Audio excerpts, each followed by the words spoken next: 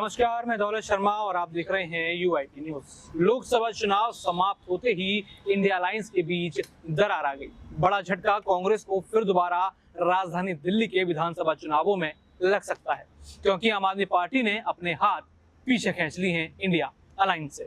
दिल्ली विधानसभा चुनाव का वक्त जैसे जैसे पास आ रहा है, लगातार आम आदमी पार्टी सक्रिय हो गई है और जो सबसे पहले उन्होंने घोषणा की है वो ये घोषणा की है कि वो कांग्रेस के साथ मिलकर चुनाव नहीं लड़ेंगे। यानी दिल्ली विधानसभा में आम आदमी पार्टी अपने अकेले दम पर लड़ती हुई नजर आएगी। हालांकि रिकॉर्ड यहाँ पर देखा जाए आम आदमी पार्टी का दिल्ली विधानसभा में काफी अच्छा रहा है, काफी शानदार रहा है, जहां पर 2020 में 70 में से 67 सीटें यहाँ पर आम आदमी पार्टी ने अकेले निकाल ली थी। अकेले अपने दम पर अरविंद केजरीवाल के वादों पर, यहाँ पर मुफ्त बस सेवा पर और न जाने कितनी ऐसी फ्रीबीज यहाँ पर दी गई थी जनता को, जिस चीज से यहाँ पर उन्होंने अपनी सत्ता यहाँ पर काबिज कर ली थी।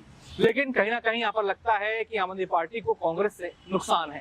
कांग्रेस आम आदमी पार्टी का नुकसान यहाँ पर कर रही है, क्योंकि जब इस अलायंस की बात हुई थी, जब आम आदमी पार्टी कांग्रेस साथ जुड़ी थी, तो पंजाब कांग्रेस और दिल्ली कांग्रेस के नेताओं ने इसका घना विरोध किया था। और इतना विरोध किया कि कहीं ना कहीं यहाँ पर राहुल गांधी और अरविंद केजरीवाल साथ रहकर भी साथ नहीं रह पाए। ना तो एक साथ कोई रैली में दिखे, ना ही यहाँ पर किसी मीटिंग में साथ बैठे हुए नजर आए। यानी देखा जाए अलायंस होने के बाद भी दोनों में कुछ ना कुछ द्वंद्व देखा नजर आया और अब फिर दोबारा इस दुश्मनी की राह फिर से निकलती हुई नजर आ रही है, क्योंकि वही आम आदमी पार्टी के नेता अरविंद केजरीवाल हैं जिन्होंने कहा था कि सोनिया गांधी, शरद पवार और इन सभी नेताओं को मैं जेल में डलवाऊंगा, और आज उन्हीं के साथ यहाँ पर लोकसभा में अलायंस करा, जिसका फायदा देखा जाए कांग्रेस को तो काफी हुआ, लेकिन आम आदमी पार्टी के खाते में मात्र 3 लोकसभा सीटें यहाँ पर आई।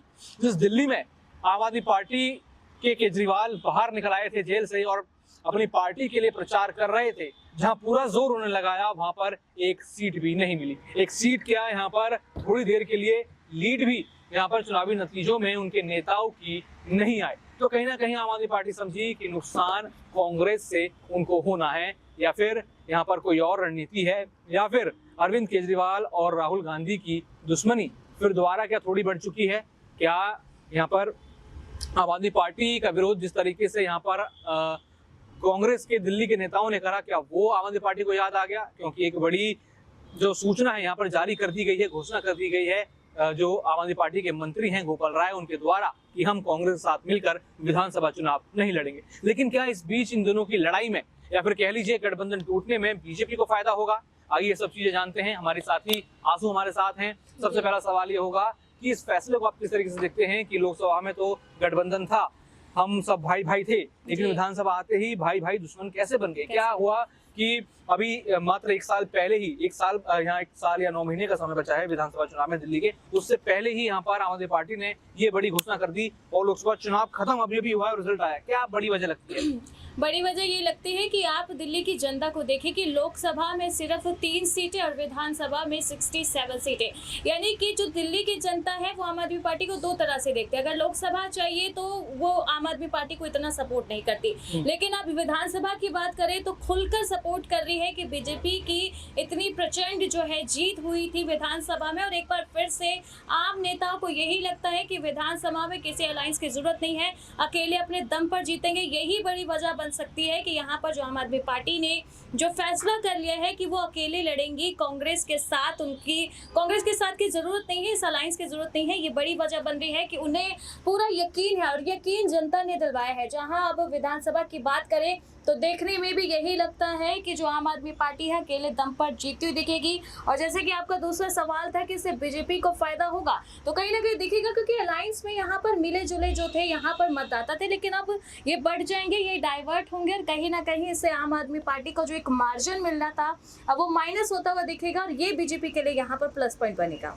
यहाँ पर आपने कहा कि बीजेपी के लिए प्लस पॉइंट बनेगा, लेकिन क्या कांग्रेस यहाँ पर कवायद करेगी आम आदमी पार्टी अरविंद केजरीवाल को मनाने के लिए? और ये फैसला उस समय लिया गया है जब अरविंद केजरीवाल जेल में, तो क्या अरविंद केजरीवाल से सलाह मशवरा की होगी, या फिर यहाँ पर अब वही नेता पार्टी को चला रहे हैं जो कहीं ना कहीं उनके साथ जुड़े हुए थे?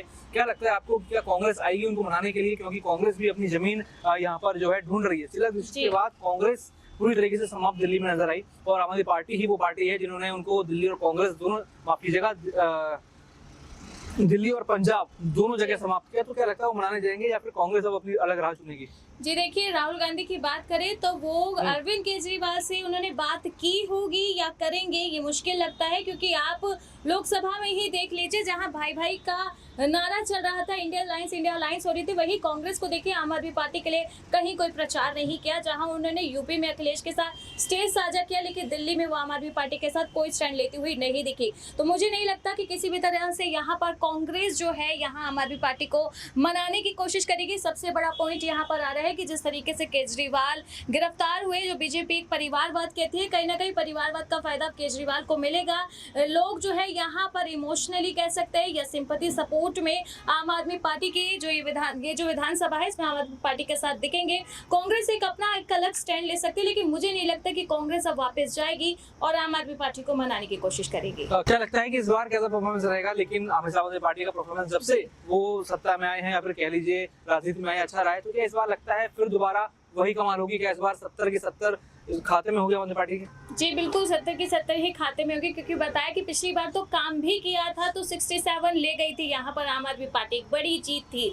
लेकिन इस बार बताया कि जो बीजेपी जिस टॉपिक को उठाती है, बीजेपी ने वो टॉपिक जनता तक पहुंचा दिया है, परिवारवाद। तो जिस तरीके से आप देखेंगे कि जिस दिन जो अरविंद केजरीवाल की गिरफ्तारी की बात है और उसका दोबारा उन्होंने जब सरेंडर किया, जिस तरीके से पूरे परिवार से मिले, वो वीडियो भी काफी वायरल हुई। तो वहां से जो एक इमोशनल कनेक्शन जनता से दिख रहा है, वो इमोशंस के चलते ही अब यहाँ पर जो आम आदमी पार्टी को एक सबसे बड़ा जो यहाँ पर सपोर्ट मिला, सिंपैथी कह सकते हैं कि सिंपैथी जो है ये एक वोट बैंक बनकर अब कहीं ना कहीं आम आदमी पार्टी की दिखेगी विधानसभा में। इस बार जो उम्मीद है कि आम आदमी पार्टी अपनी पूरी 70 जो है यहाँ पर अपने जो खाते में लेकर आएगी। और यहाँ पर आपने कहा कि आम आदमी पार्टी 70 की 70 सीटें लेके आएंगी, लेकिन बीजेपी इस चुनाव को किस तरीके से दे सकती है कि अब कांग्रेस अलग है, आम आदमी पार्टी अलग है, तो क्या इसका फायदा किस तरीके से वो उठा पाएगी या फिर कैसे बनाएगी इन विधानसभा चुनावों को? क्योंकि आम आदमी पार्टी एक अकेले ऐसी पार्टी है जिसने बीजेपी से लेकर कांग्रेस सबका सफाया दिल्ली में कर दिया। उस समय जब यहाँ पर मोदी लहर थी, जब यहाँ पर हमने देखा कि किस तरीके से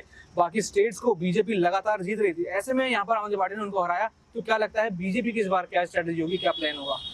बीजेपी की स्ट्रेटेजी, वो लोकसभा से बहुत कुछ सीख चुकी है कि अब वो धर्म की जो है राजनीति नहीं करेगी। जिन सवालों पर हमेशा गोलमोल जवाब देती आई है यहाँ पर बीजेपी, जैसे कि महंगाई, शिक्षा को लेकर, एम्प्लॉयमेंट को लेकर, वुमेन एम्पावरमेंट को लेकर आज तक खुलकर बात नहीं की। लेकिन मुझे लगता है विधानसभा में ये 4 बड़ी बातें जो मैंने अभी कही कि ये बीजेपी की स्ट्रेटेजी में टॉप 4 में रहेगी, क्योंकि अब बीजेपी को लगता है कि धर्म की जो इतनी राजनीति की वहीं से, यानी कि अयोध्या जो सबसे बड़ा सवाल बना है कि अयोध्या से हार कैसे गए।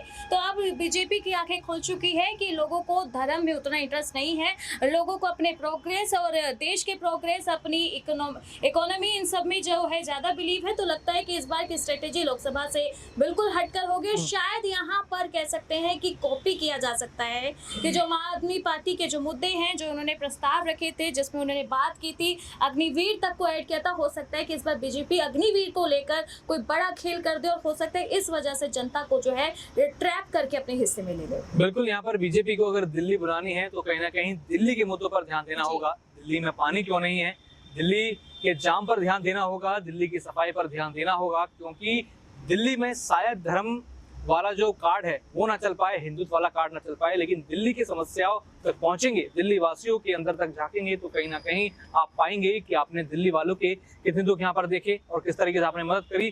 क्योंकि भले ही यहाँ पर अरविंद केजरीवाल एक फ्री का लालच दे रहे हों, लेकिन दिल्ली वासियों को अरविंद केजरीवाल खूब भा रहे हैं, इसीलिए 70 में से वो 67 सीटें पाते हुए नजर आ रहे हैं। अब देखना होगा 2025 जो विधानसभा चुनाव होंगे उसमें क्या स्टैंड होगा बीजेपी का, किस तरीके से होगा, और क्या राहुल गांधी यहाँ पर आम आदमी पार्टी को मना लेंगे, क्योंकि कांग्रेस को भी कहीं ना कहीं अपने साथ बचानी है दिल्ली में। बाकी और भी ऐसी खबरें जानने के लिए देखते रहिए UIP न्यूज। धन्यवाद।